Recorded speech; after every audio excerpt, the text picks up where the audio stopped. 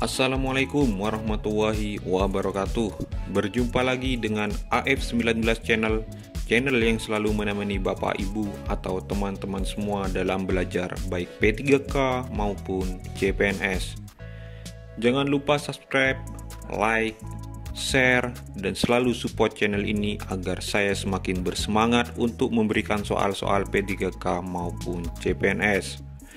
Jika Bapak Ibu mau request, silahkan tulis di kolom komentar. Nanti akan saya buatkan dan akan saya bahas di channel ini.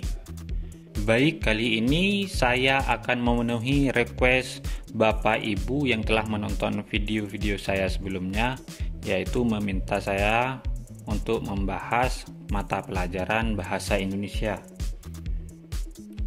Baik, soal nomor 1. Dalam pembelajaran mengonstruksi suatu teks, salah satu prinsip pembelajaran menggunakan pendekatan saintifik yang harus ada adalah A.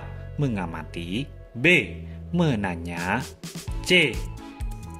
Mencoba atau mengeksplorasi, D. Mengasosiasi atau merumuskan, E. Mengomunikasikan. Jadi, tahapan dalam pembelajaran saintifik terdiri atas mengamati, menanya, mengeksplorasi, mengasosiasi, dan mengomunikasi. Jadi, jawaban yang tepat adalah C. Mencoba atau mengeksplorasi. Soal berikutnya, dalam suatu kegiatan pembelajaran, guru meminta siswa untuk membaca suatu jenis teks, mengajukan pertanyaan tentang teks tersebut, menyusun atau mengonstruksi teks tersebut, dan mempresentasikannya di depan kelas. Tahapan tersebut adalah A. Mengamati, B. Menanya, C. Mencoba atau mengeksplorasi, D. Mengasosiasi atau merumuskan, E. Mengomunikasikan. Langkah pembelajaran yang digunakan dalam soal adalah saintifik yang terdiri atas mengamati, menanya, mengeksplorasi, dan mengomunikasi. Jadi jawaban yang tepat adalah C. Mencoba atau mengeksplorasi. Yang nomor 2, untuk mengetahui tingkat keberhasilan belajar peserta didik, guru dapat menggunakan evaluasi yang A. Summatif, yang B. Formatif, yang C. Proses, D. Hasil, dan E. Hasil belajar. Jadi, apa itu evaluasi sumatif? Evaluasi yang dilakukan untuk menentukan hasil dan kemajuan belajar siswa. Itu sumatif. Yang kedua ada evaluasi formatif.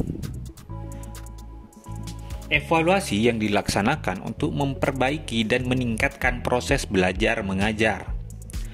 Dan yang ketiga ada evaluasi proses, yaitu evaluasi yang ditujukan untuk melihat proses pelaksanaan, baik mengenai kelancaran proses, kesesuaian dengan rencana, faktor pendukung dan faktor hambatan yang muncul dalam proses pelaksanaan, dan sejenisnya.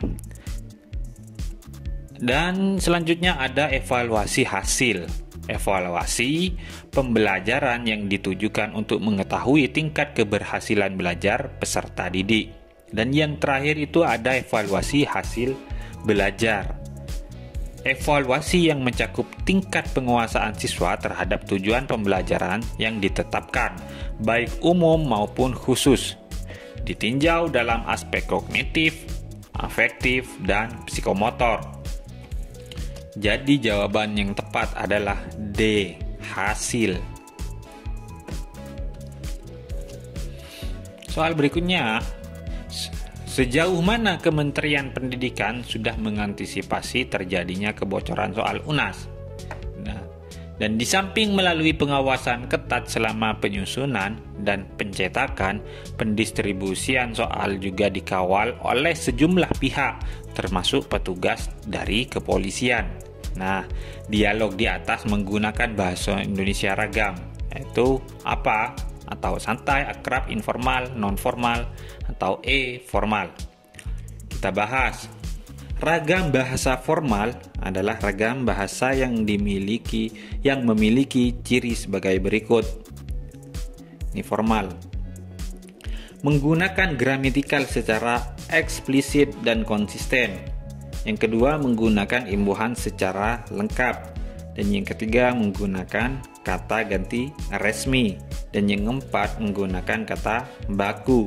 Dan yang kelima, menggunakan ejaan yang disempurnakan dan menghindari unsur kedaerahan. Yang itu jawabannya adalah formal.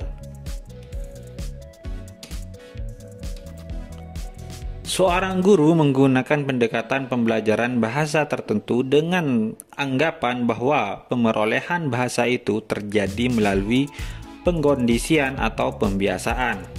Anggapan guru itu didasari oleh paham aliran linguistik yang lazim disebut teori A.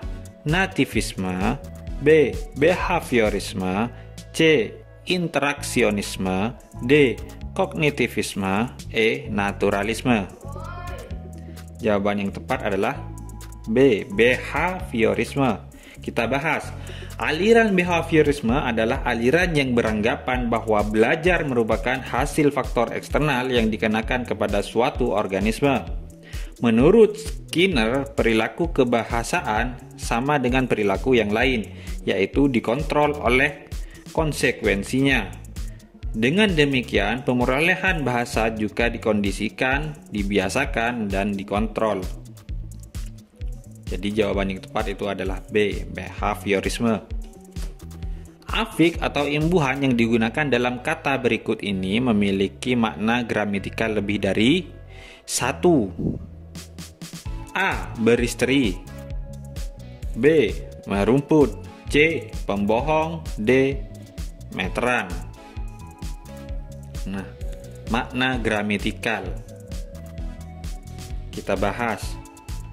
Yang kita cari adalah makna gramatikal.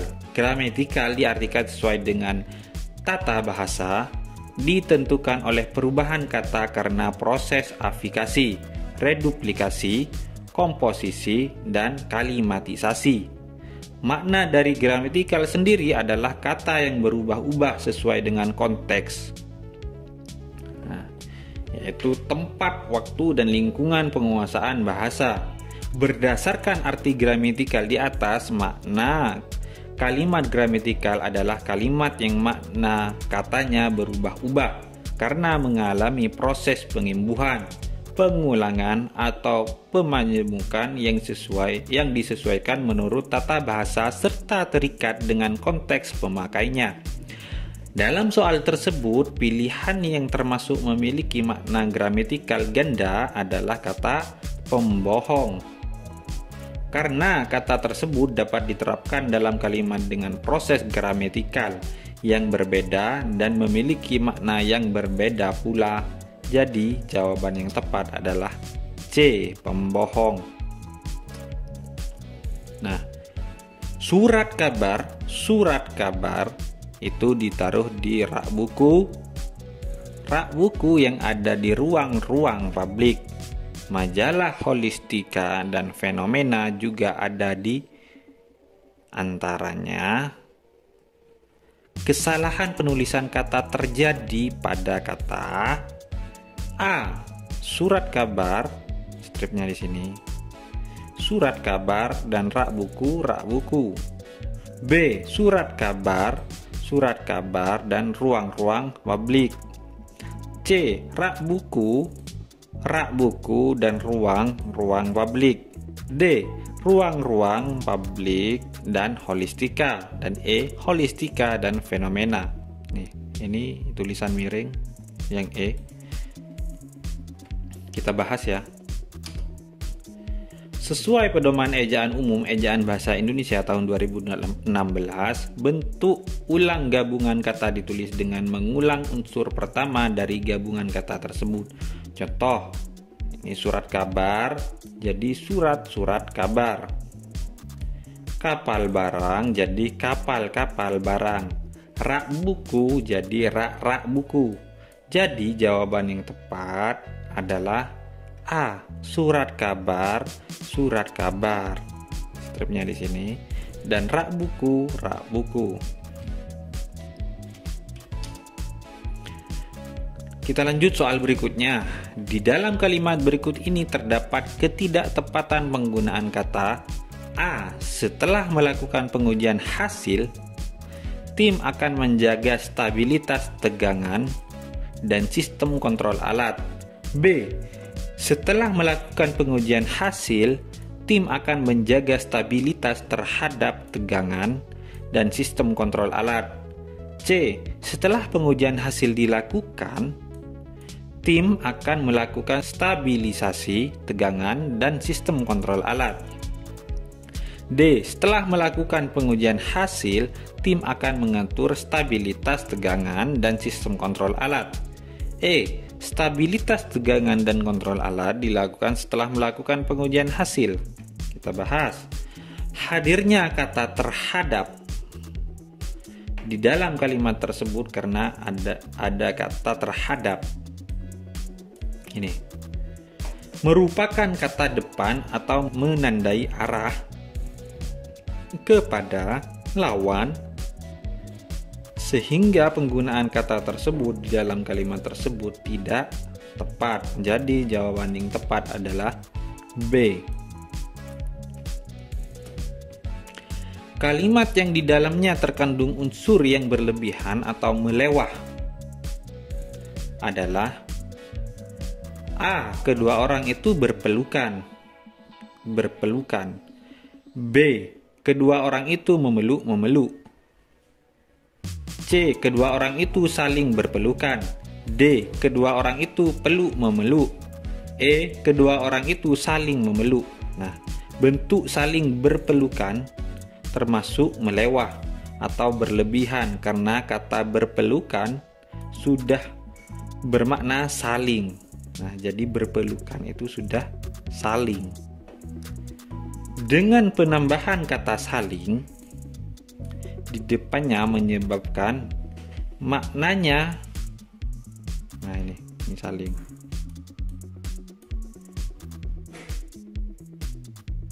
Dengan penambahan kata saling di depannya menyebabkan maknanya menjadi berlebihan, yaitu saling-saling berpelukan.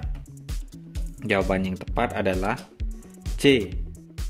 Ini sudah ada kata saling berpelukan, dan berpelukan itu sudah maknanya saling. Jadi ini menjadi kata saling-saling berpelukan.